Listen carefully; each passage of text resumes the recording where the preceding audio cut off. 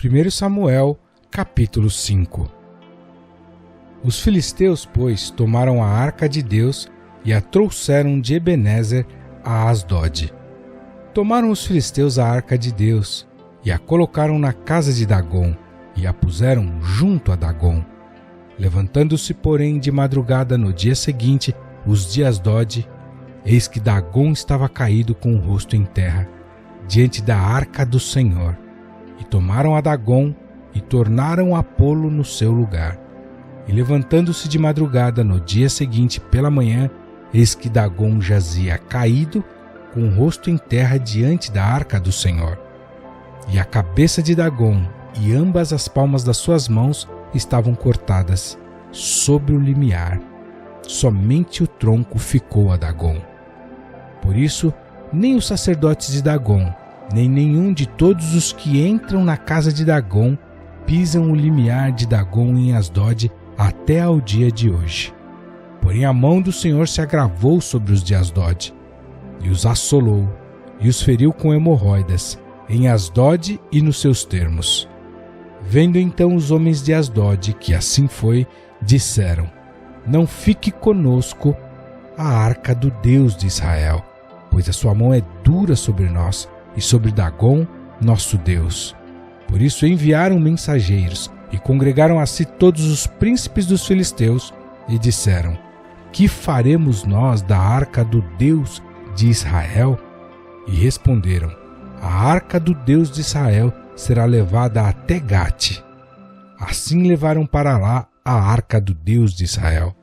E sucedeu que, assim que a levaram, a mão do Senhor veio contra aquela cidade, com muito grande vexame, pois feriu aos homens daquela cidade, desde o pequeno até ao grande, e tinham hemorroidas nas partes íntimas. Então enviaram a arca de Deus a Ecrom. Sucedeu, porém, que vindo a arca de Deus a Ecrom, os de Ecrom exclamaram dizendo: transportaram para nós a arca do Deus de Israel, para nos matarem, a nós e ao nosso povo. E enviaram e congregaram a todos os príncipes dos filisteus, e disseram: enviai a arca do Deus de Israel, e torne para o seu lugar, para que não mate nem a nós nem ao nosso povo, porque havia mortal vexame em toda a cidade, e a mão de Deus muito se agravara ali. E os homens que não morriam eram tão atacados com hemorroidas que o clamor da cidade subia até ao céu.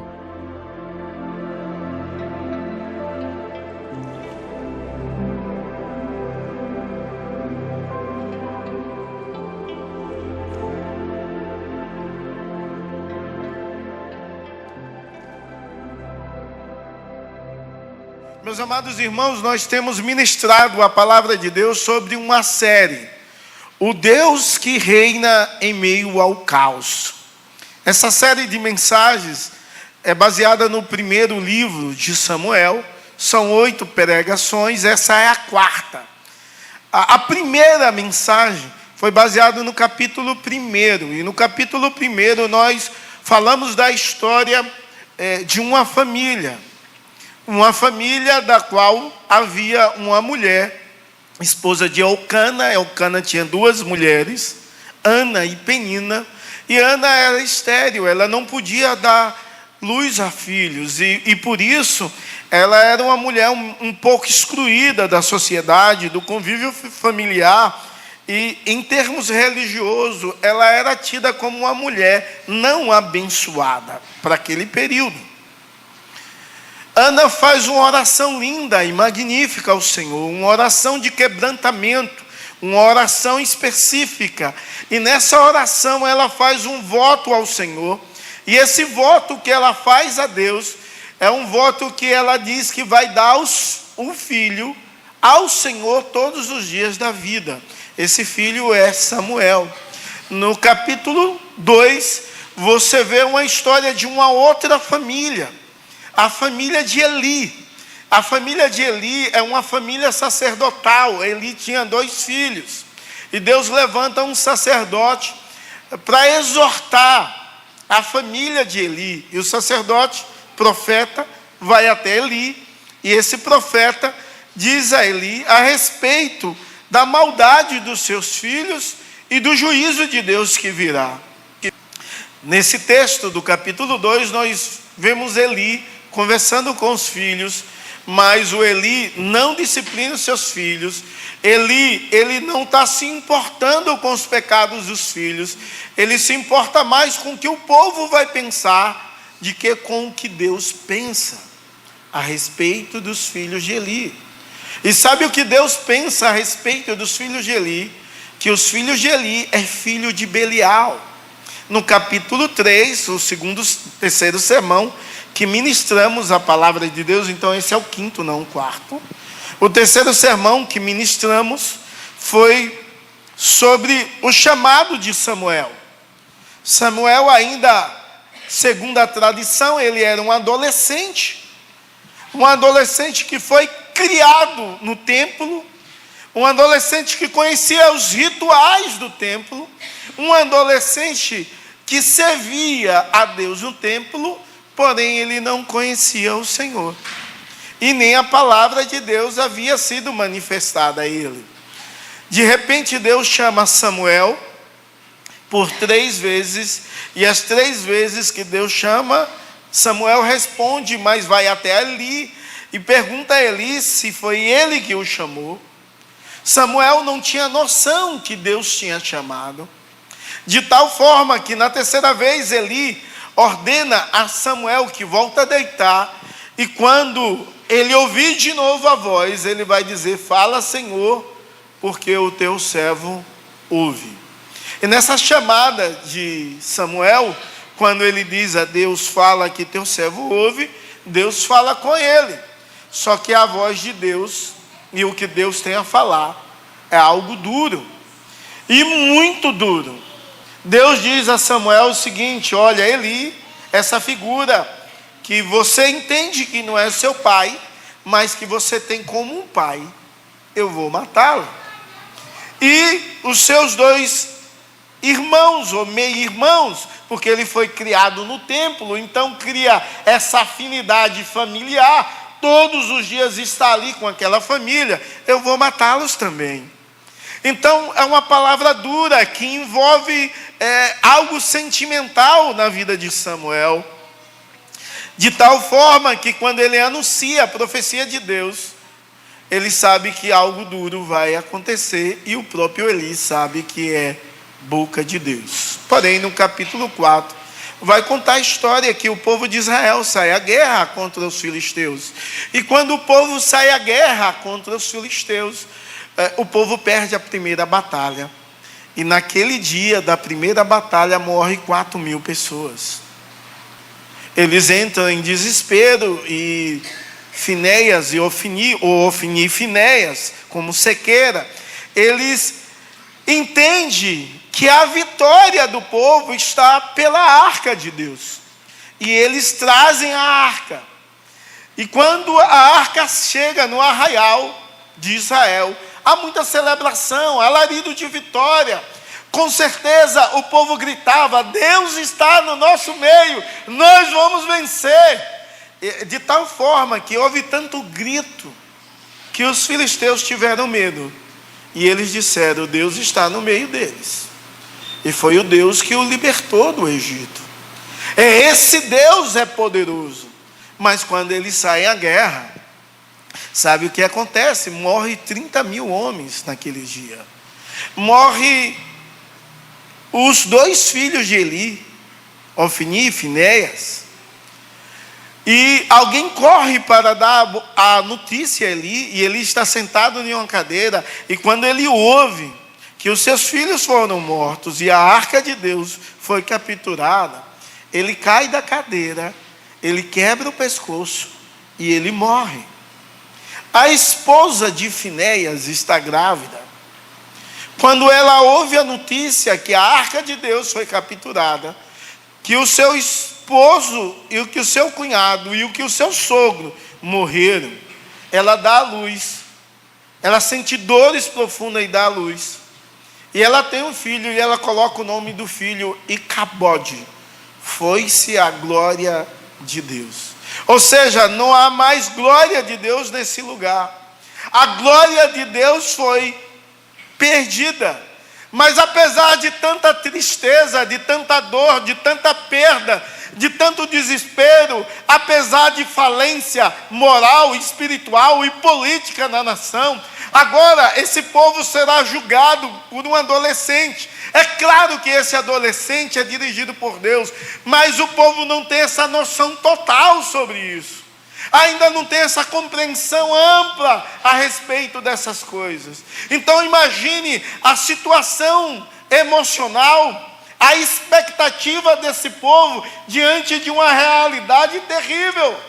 Os sacerdotes foram mortos, o sumo sacerdote foi morto, a arca foi capturada, morreu total esperança. Não há mais nenhuma esperança, mas Deus reina em meio ao caos. Nos nossos dias não é diferente. Algumas pessoas ficam pensando, o que será do Brasil, por exemplo, com essa nova taxação imposta pelos Estados Unidos de 50%? Como será a economia da nossa nação diante de um cenário assustador? Ou talvez mesmo algumas outras pessoas ficam pensando, e agora a OTAN que irá taxar em 100%. Isso piora muito mais. E aí vem mais rumores que talvez mexa muito com a ideia da expectativa e esperança de futuro melhor em nossa mente, em nosso coração. Quando nós deparamos e pensamos, o nosso país é um país refém, não tem nenhuma autonomia de nada. Imagine se essa briguinha entre a presidência e o presidente dos Estados Unidos continua e desliga o GPS no Brasil. Só 70% da agricultura para, todos os aviões para, todo o serviço de iFood e de Uber e 99 para. Porque a nossa nação nunca pensou em investir em tecnologia. A nossa nação fazia só comercial, dizendo, agro é tudo, agro é vida. E agro pode parar de repente. Sabe, em meio ao caos, nós precisamos enxergar Deus reinando. Nós precisamos acreditar que, acima de tudo, nós temos um Deus todo-poderoso e fiel para com o seu povo. E essa tem de ser a nossa crença e a nossa esperança. Eu quero chamá-los a meditar nessa noite sobre o seguinte tema de nossa mensagem dessa série, Deus que reina em meio ao caos, o Deus que exalta os que o temem. E Deus de fato exalta todo mundo que teme, todo mundo que ama, todo mundo que o adora, todo mundo que venera e todo mundo que entende que Deus é o único Deus que deve ser digno de louvor e de toda adoração. Essa mensagem é baseada em 3 capítulos da Bíblia, e eu quero que você deixe a sua Bíblia aberta ao seu smartphone em modo avião, no capítulo 5, capítulo 6 e capítulo 7. O Deus que exalta os que o temem. E certamente Deus exalta todos aqueles que o temem, mas de fato, será se tememos a Deus? Será se de fato amamos e adoramos a Deus com toda a integridade de todo o nosso coração? Será se de fato nós entendemos e reverenciamos ao Deus do impossível? Ou será se nós estamos apenas preocupados com a nossa própria vida? A estrutura do sermão, baseado nesses 3 capítulos, que é uma narrativa completa a respeito da arca é capturada. Essa narrativa vai começar com Deus derruba o orgulho do inimigo e é baseado no capítulo 5. O segundo ponto é Deus disciplina os seus com amor, e isso é baseado no capítulo 6. E a terceira divisão nossa é Deus restaura os que se arrependem e o temem, é baseado no capítulo 7. Então, basicamente, essas divisões vão falar a respeito do que cada capítulo vai dizer. Quando você leu comigo o capítulo 5, ou parte dele, você vê já no primeiro versículo, os filisteus tomaram a arca de Deus e levaram a Ebenezer, a Asdod.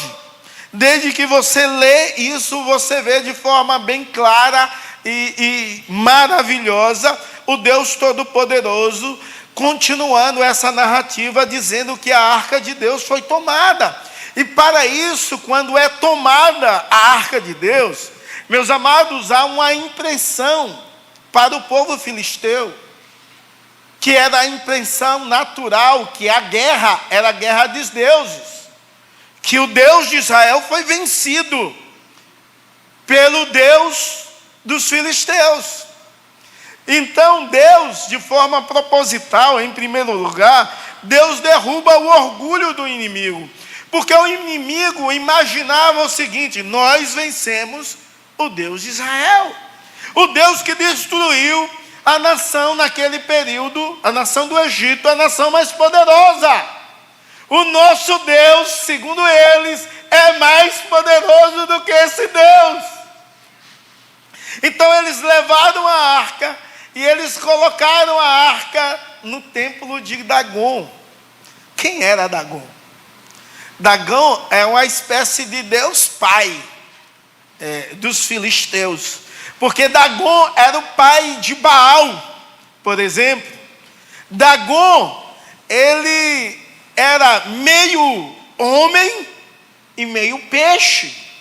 Dagom era o objeto de adoração dos filisteus, porque os filisteus eram pescadores, e eles achavam que toda a pesca que eles faziam, todos os benefícios que eles tinham, vinha de Dagom.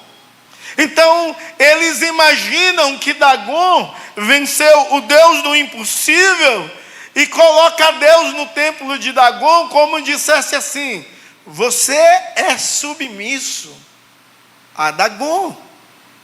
E irmãos, eles colocam a arca em um dia, no outro dia de manhã cedo, quando eles vão lá ver, eles veem Dagom cai pela primeira vez. Dagom cai de cara, a imagem de Dagom, de cara, com a arca, cara no chão, como uma espécie de entendimento: eu sou submisso a esse Deus representado pela arca.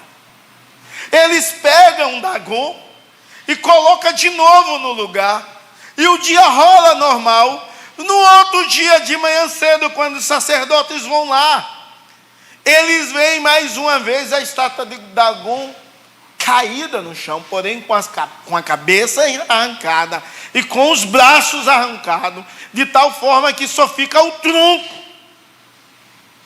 Eles ficam assustados com essa situação, porque Deus está mostrando e humilhando Dagom e os seus seguidores. Deus está mostrando que Ele é Deus.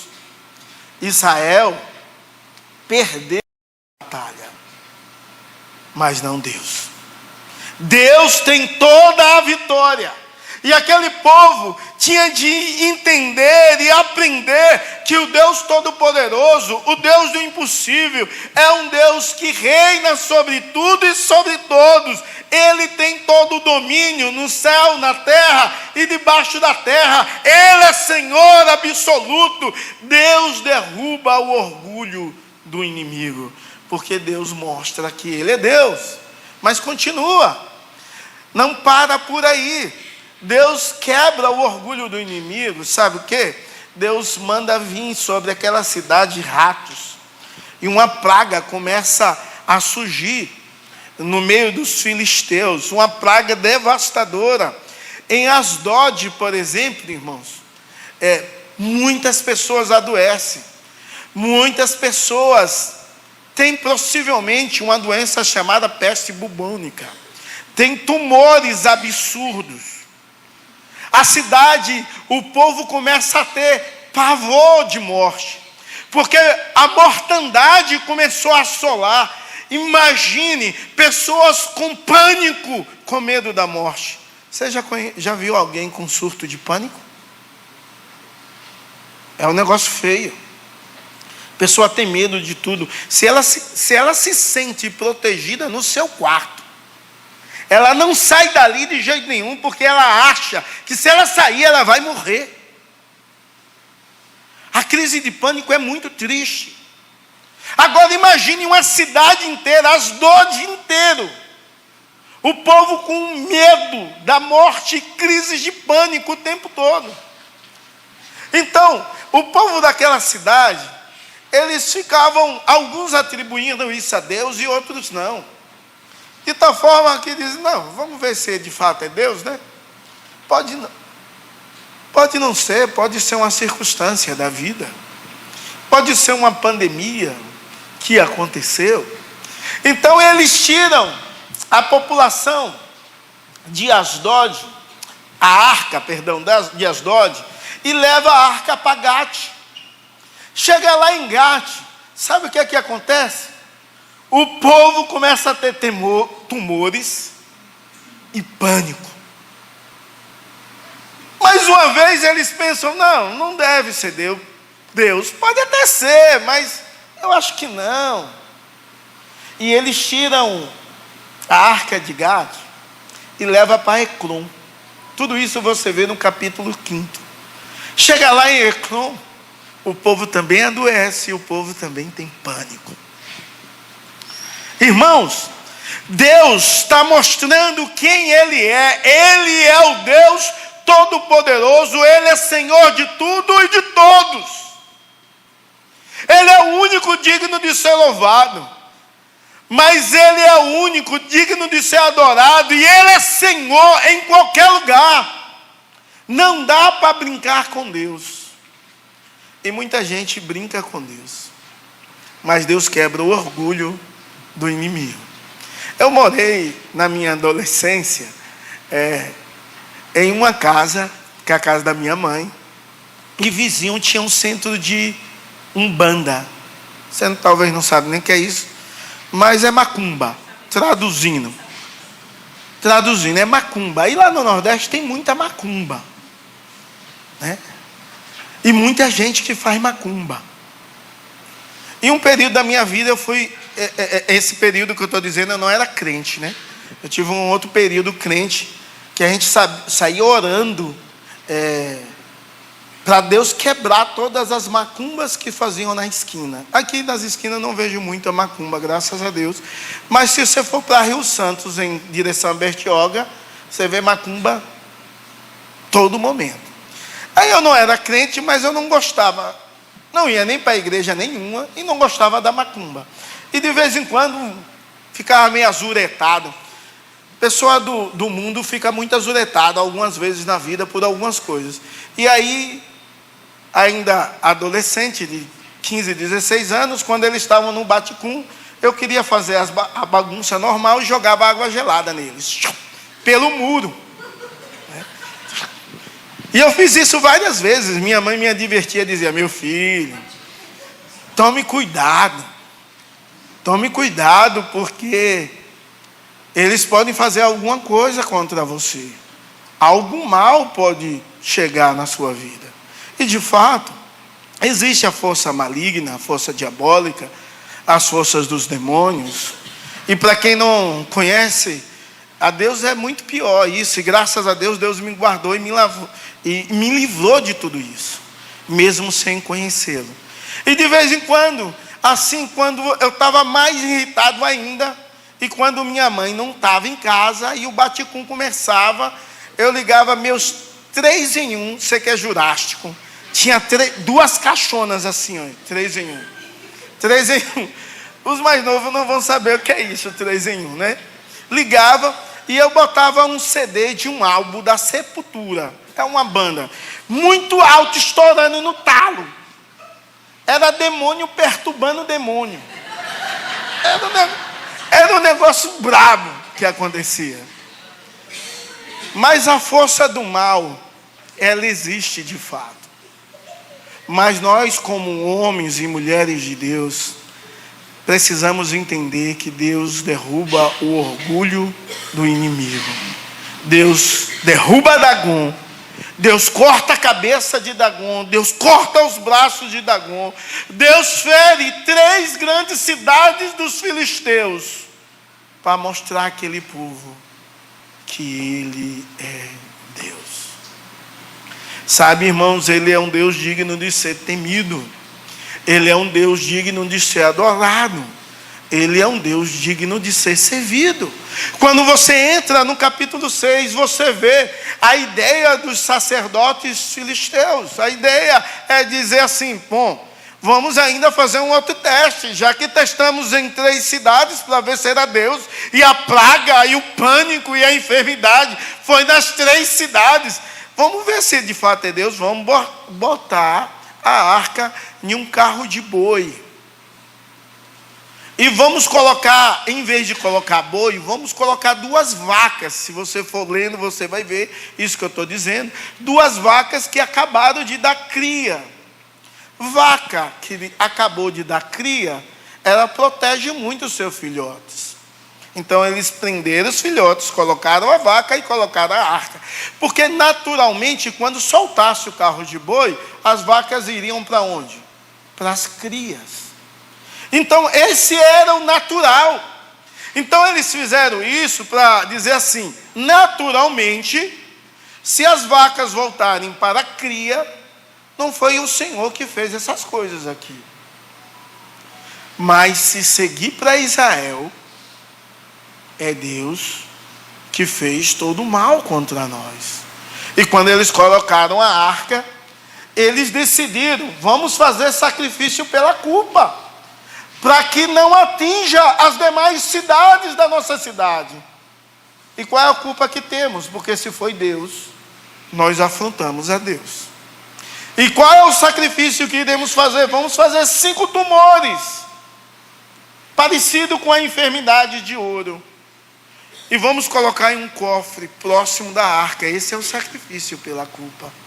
Vamos fazer 5 ratos, correspondente às 5 grandes cidades, já que 3 estavam sendo devastadas, para que Deus tenha misericórdia. E sabe, irmãos, eles fazem isso, e eles colocam, de fato, as vacas, o cofre e a arca segue para Israel. A arca vai até Israel. E quando você lê o capítulo 6, no verso 10, você vê de forma clara a chegada da arca em Israel. O verso 10 começa a falar sobre isso, que as vacas, elas seguiram em direção a Israel.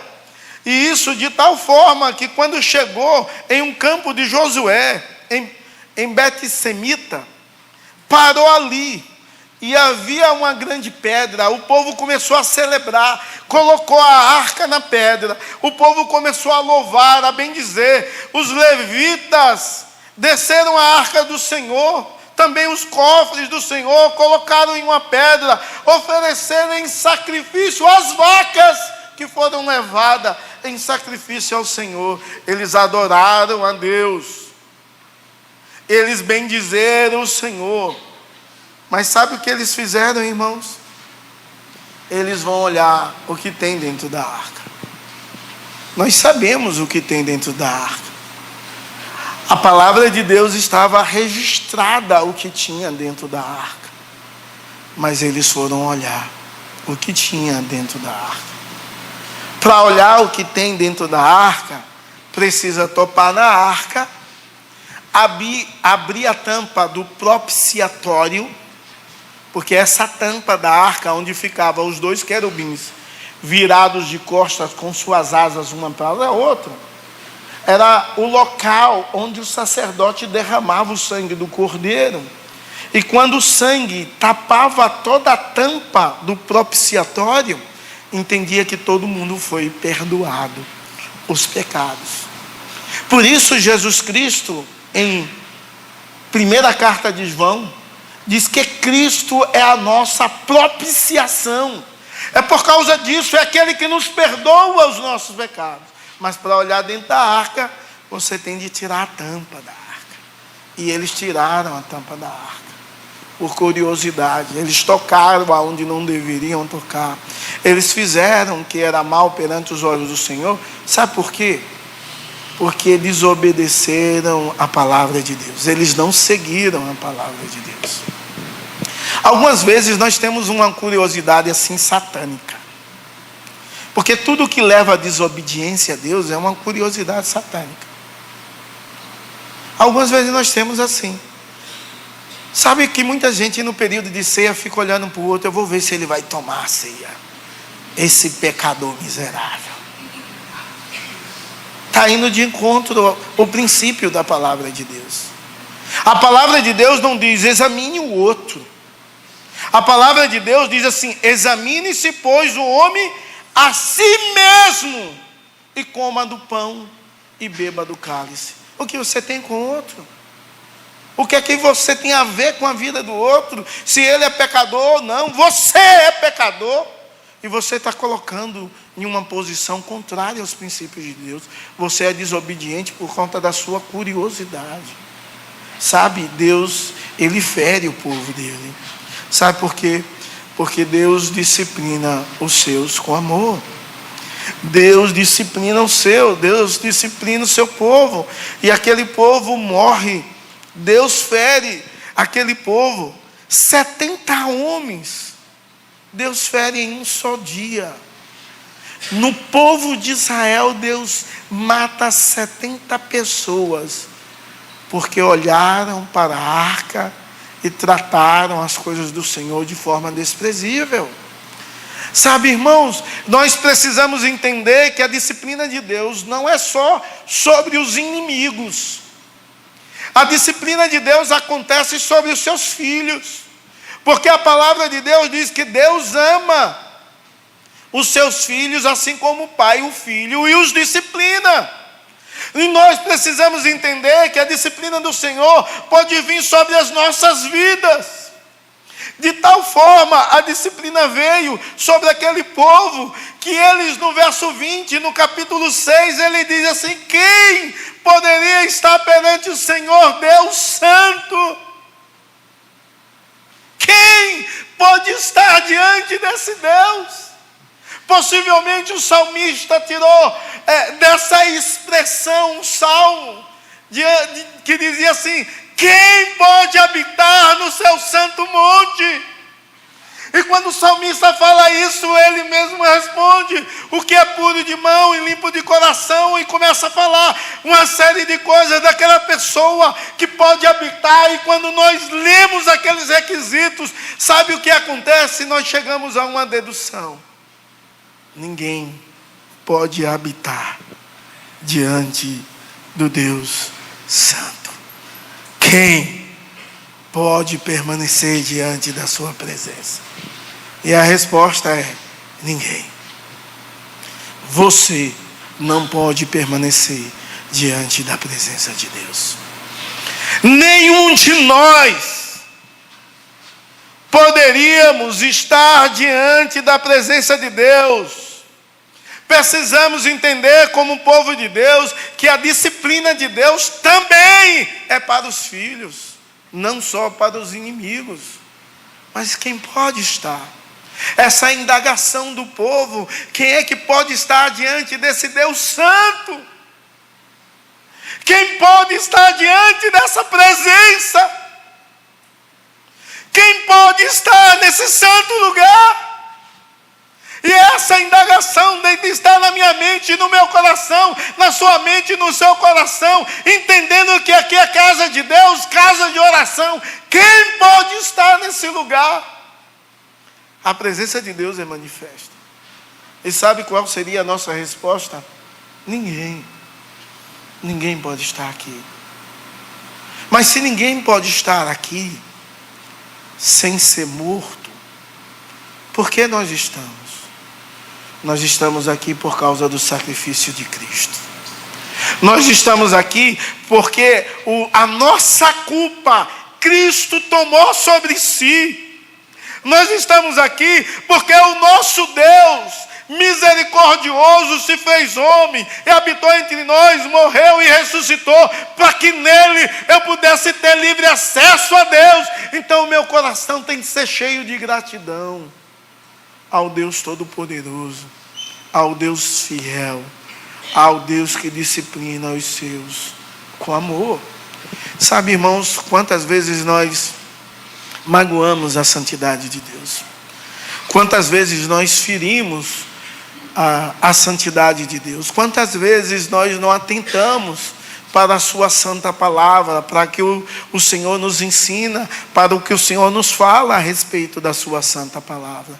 Quantas vezes magoamos o Deus Todo-Poderoso? Sabe, nós precisamos entender quem somos e quem é o nosso Deus. O nosso Deus é santo e requer do seu povo santidade e obediência. E precisamos viver em santidade, em obediência. Precisamos olhar para as nossas vidas, os nossos atos, os nossos desejos, as motivações, e ver se realmente tem algo pecaminoso. E precisamos ver isso constantemente, diuturnamente. Em terceiro lugar, Deus restaura os que se arrependem e o temem. É o capítulo 7, vai falar sobre isso, que Deus restaura o que se arrepende e o teme. Porque diante de tamanha situação caótica da qual Israel estava vivendo, em nenhum momento da história você vê arrependimento. O caos encontra o seu ápice. No capítulo 4, morre 30 mil homens, sacerdotes.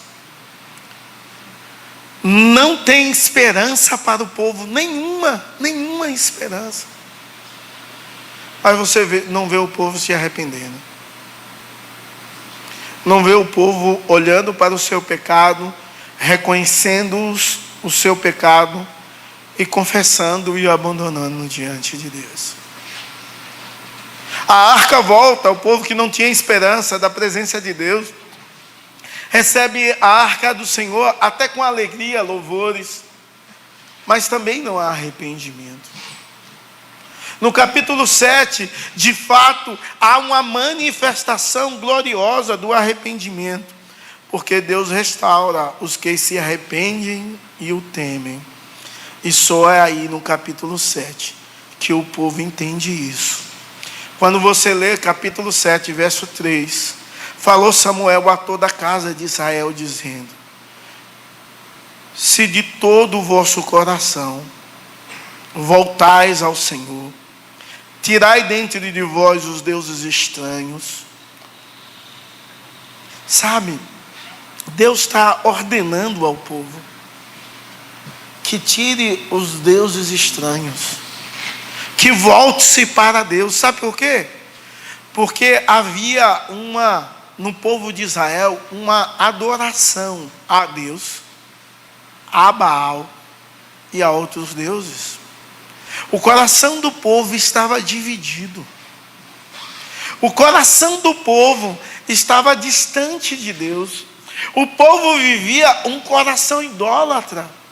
E a palavra de Samuel, quando chega naquela cidade, olha, volte para Deus. A palavra de Samuel arrependa-se dos seus pecados. Que esse arrependimento seja de forma concreta, não só de palavra. Tire os ídolos dos vossos lares.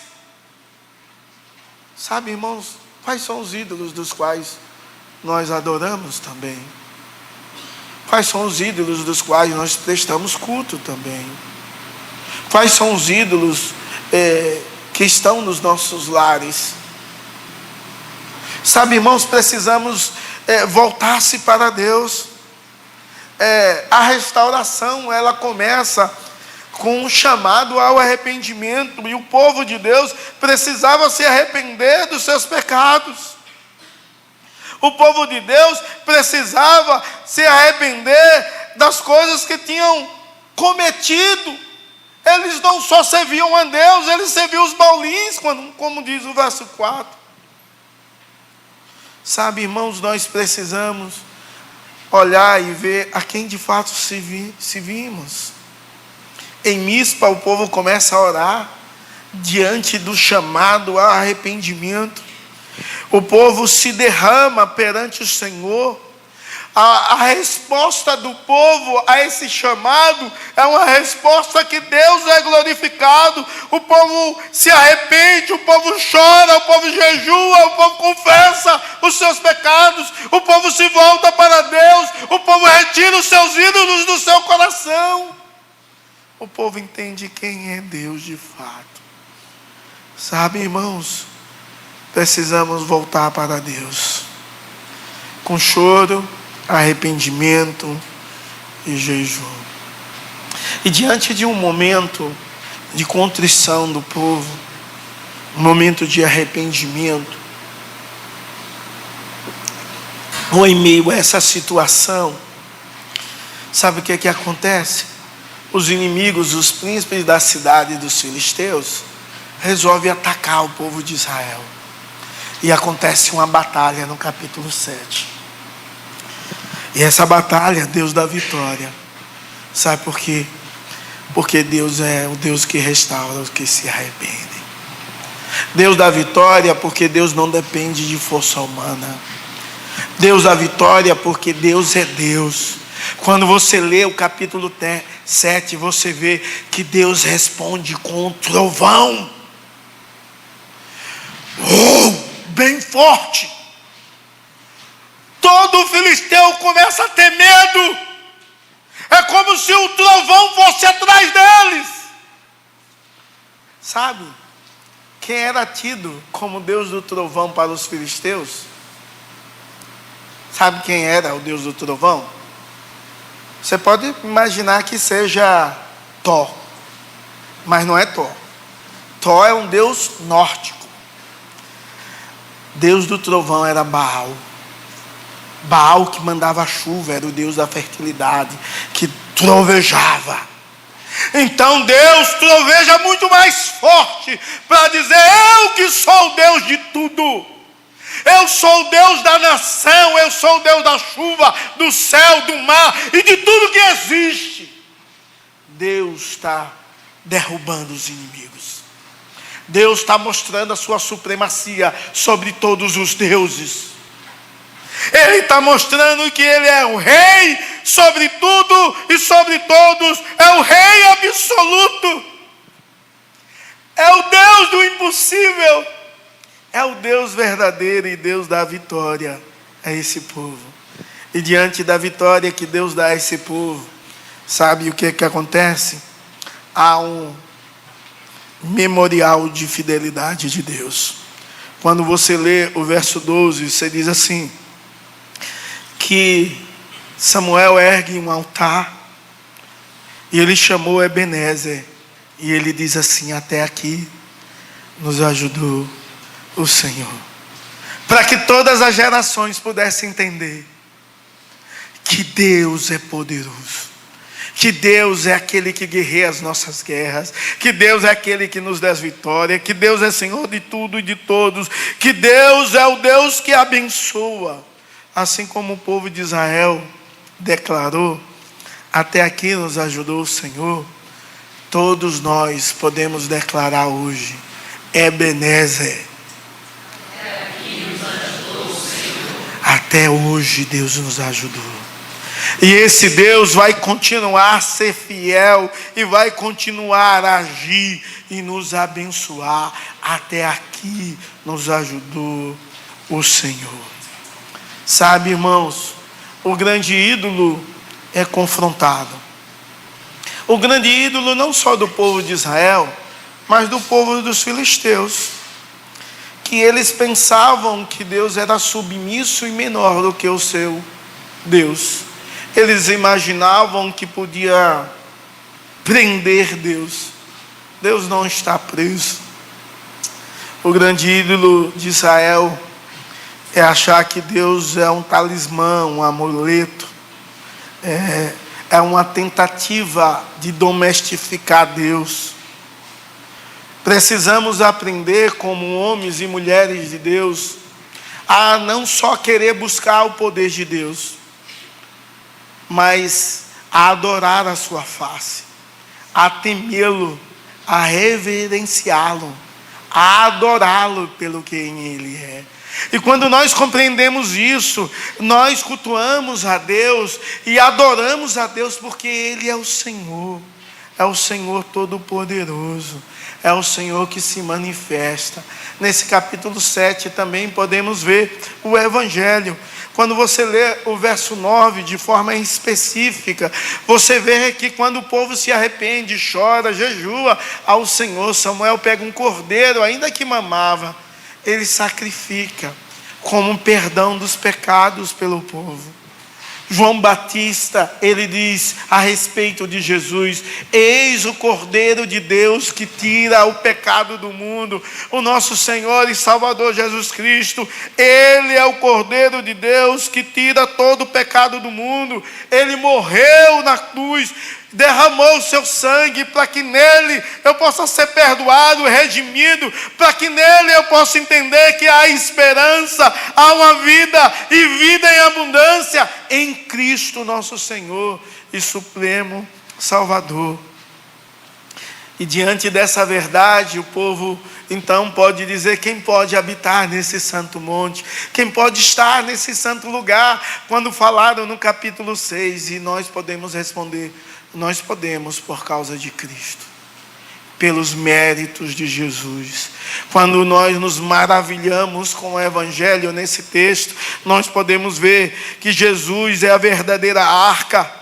Não carregamos mais objetos, mas seguimos o Deus vivo. Podemos entender que Jesus suportou o juízo para que hoje pudéssemos ser restaurados.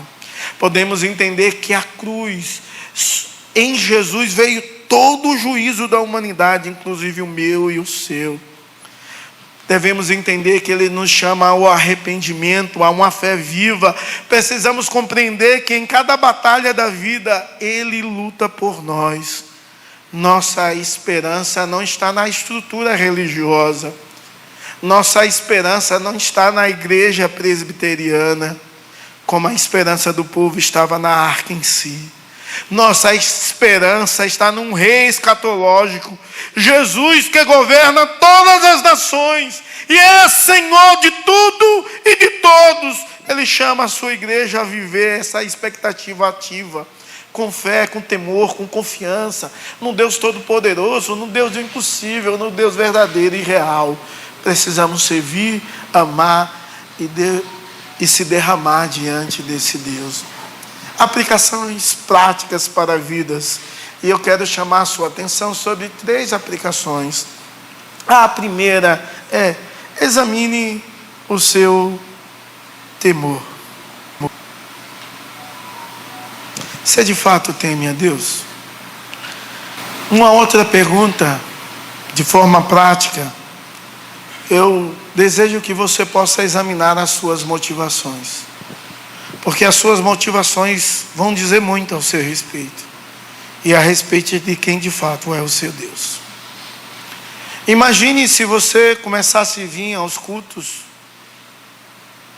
e orasse e buscasse a Deus, e se Deus não te respondesse, você continuaria orando, confiando e acreditando?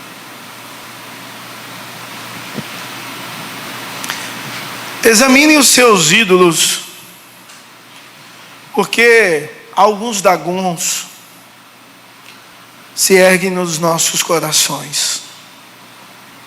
Algumas vezes nós, infelizmente,